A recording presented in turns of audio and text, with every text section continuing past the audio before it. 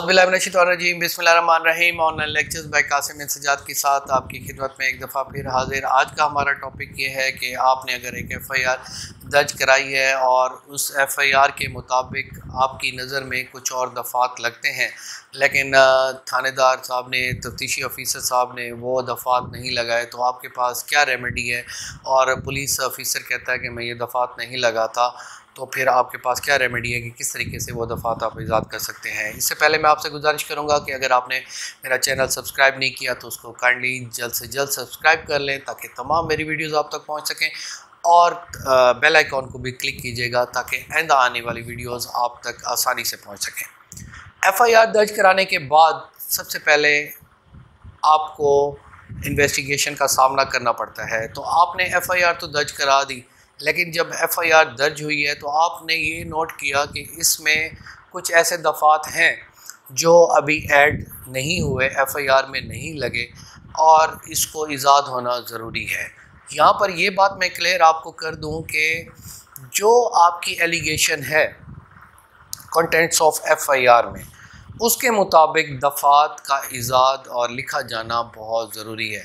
चाहे वो FIR खारिज हो, चाहे वो मंजूर हो, चाहे उस पर मुल्ज़मान चालान हो या ना हो, लेकिन वो तफ्तीश आपकी एलिगेशंस के मुताबिक ही होनी है।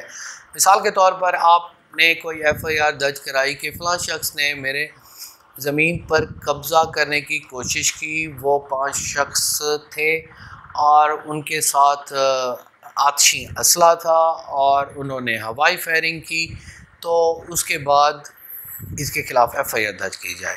अब इसमें मेरी इल्म के मुताबिक आपका 447, 511 अगर कत्ल की धमकी दी है तो 506, अगर 5 थे तो 148, 149, अगर उससे कम है तो दफ़ा 34, और अगर उन्होंने हवाई फायरिंग की है तो 337 H2 लगना चाहिए। अब अगर ये FIR के अंदर नहीं लगे हुए, उन्होंने 447 ही डाल दिया, 447 कब्ज़ा करना, और अगर कब्ज़ा करने की कोशिश की है तो 511 तो उसके साथ ऐड होगा।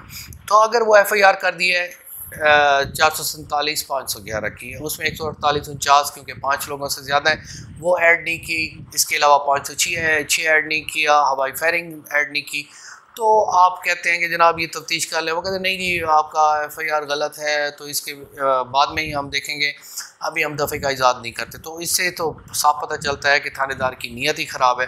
तो आपके पास क्या रेमेडी है?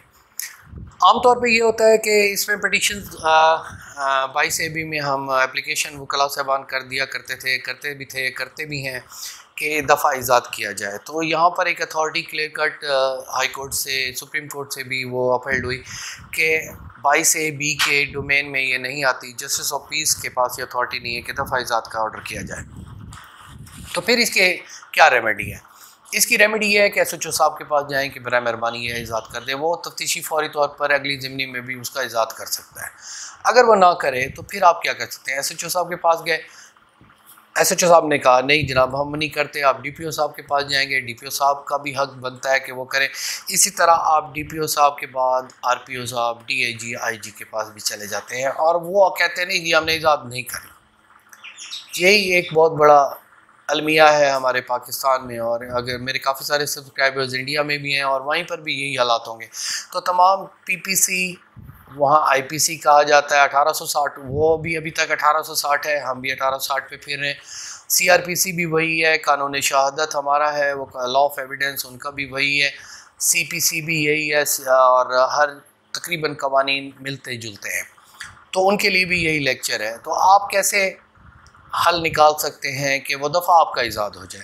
क्योंकि दफ़ा इजाद अगर आप नहीं करेंगे तो उस एलिगेशन पर इन्वेस्टिगेशन नहीं होगी, और अगर बेलेबल ऑफेंसेस हैं तो वो प्री अरेस्ट उसकी कंफर्म हो जाएगी, चाहे जितना बड़ा भी आप चीखते फिरते रहें। या जज साहब भी इसको अक्सर जो माज़रत के साथ डिलेड जज होते हैं वो तो ज़रूर कर लेते हैं, बाकी जो हैं वो कानून के मुताबिक चलते हैं। तो वो कहते हैं कि अगर आपका दफ़ा नहीं है तो उसके मुताबिक ही मैंने बेल लेनी है। जो 447 511 अगर लगा हुआ हो, चाहे आपकी 5 मुरब्बे पर कब्ज़ा हो गया हो, तो वो तो प्री अरेस्ट कन्फर्म हो जानी है। या 420 फ्रॉड लगा हुआ है, 7 468 या 471 नहीं लगा हुआ, तो वो अगर आप इजाद नहीं कराएंगे तो प्री अरेस्ट कन्फर्म हो जाएगी। इसी तरह अगर 406 420 है, दफ़ा बनता था 406, 420 में फ्रॉड की एलिगेशन में उसकी बेल कंफर्म हो जाएगी। 406 अगर लगेगा तो वो प्रॉपर्टी क्लॉज में तो नहीं आता, लेकिन कम से कम ये तो हो सकता है कि वो बेलेबल तो नहीं है, नॉन बेलेबल होगा। एफआईआर तो कम से कम उसकी प्री अरेस्ट तो खारिज हो सकती है, तो आपका फ़ैसला भी हो सकता है।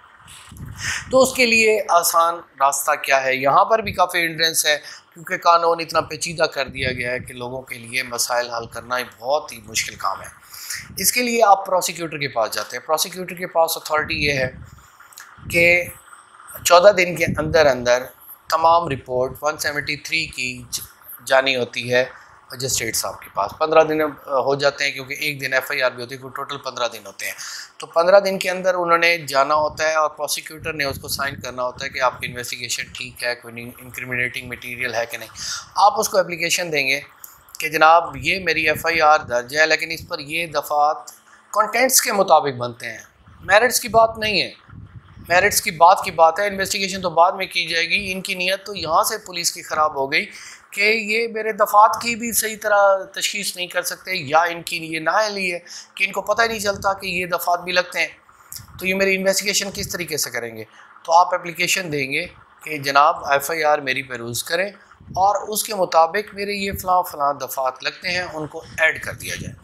तो उसमें प्रोसिक्यूटर साहब का हक बनता है कि वो फौरी तौर पर इन्वेस्टिगेशन करने से पहले वो दफ़ात का इजाद कर दिया जाए। यहाँ पर एक मसाइल पैदा करते हैं प्रोसिक्यूटर साहबान, अगर मेरा लेक्चर सुन रहे हैं, काफ़ी सारे मेरे दोस्त हैं, वो भी नाराज़ ना हो, लेकिन हम सब मिलकर पाकिस्तान के और लोगों के मसाइल हल करने की कोशिश कर रहे हैं। तो इस वजह से मैं आपसे भी गुजारिश करूँगा, और आपसे मेरी काफ़ी दफ़ा बहस भी हुई है उन दोस्तों से, कि आप दफ़ा इजाद क्यों नहीं करते। आप कहते हैं कि जब 173 की फ़ाइनल रिपोर्ट आएगी, इसका मतलब है कि उसकी इन्वेस्टिगेशन ही ठीक नहीं हुई, तो वो किस तरीके से उसका मसला आप हल करेंगे। तब आप चलान नहीं लेंगे या अदालत में भेजेंगे। उस वक्त तक आवाम का मसला क्या होता है, तमाम दोस्त मेरा सुन रहे हैं, वो ये चाहते हैं कि जिस शख्स के खिलाफ हमने एफआईआर कराई है उसको पाबंद सलासल किया जाए, उसको जेल में डाला जाए। जेल से तो वो बच गया अवेलेबल होने की वजह से, तो उससे ये मसाइल हल नहीं हो सकते। वो फाइनल वाली बात ख़त्म कर दें। नोटिफिकेशन दोनों तरफ से आए होते हैं, और प्रोसिक्यूटर साहबान अपनी मर्ज़ी से जिसका दिल चाहते हैं वो कर देते हैं, जिसका नहीं करते। तो वकला साहबान से भी ये गुजारिश है कि आप इसमें ख़ास तौर पे इंटरेस्ट लें। अपने तमाम लिटिगेंट्स जो ये चाहते हैं कि उनकी दफ़े का इजाद फौरी तौर पर कर दिया जाए, तो वो हो जाना चाहिए। तो ये लेक्चर स्पेसिफाइड मैंने इस वजह से किया था कि जो भी एफआईआर दर्ज कराता है, या अगर कोई दफ़ा गलत लग गया है, तो वो इन्वेस्टिगेशन में ही क्लियर हो सकता है।